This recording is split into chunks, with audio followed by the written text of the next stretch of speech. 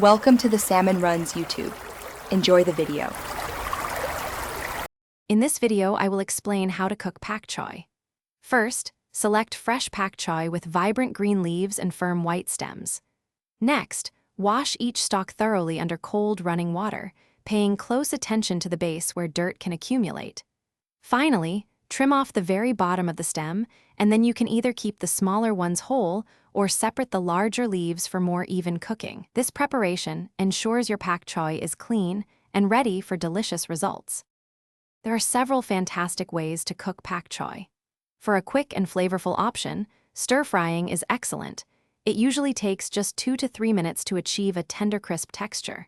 If you prefer a healthier approach, steaming for 3 to 5 minutes will keep its nutrients and beautiful color intact. Another method is blanching in boiling water for 1 minute, then immediately plunging it into ice water to stop the cooking process. To elevate the natural, mild flavor of Pak Choi, consider adding some key ingredients. Classic aromatics like minced garlic and grated ginger are perfect for stir-fries.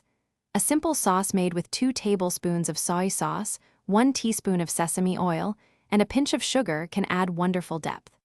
For a little heat, a dash of chili flakes works well, or a squeeze of fresh lemon juice can brighten the dish beautifully. Once cooked, serve your Pak Choi immediately to enjoy its best texture and flavor.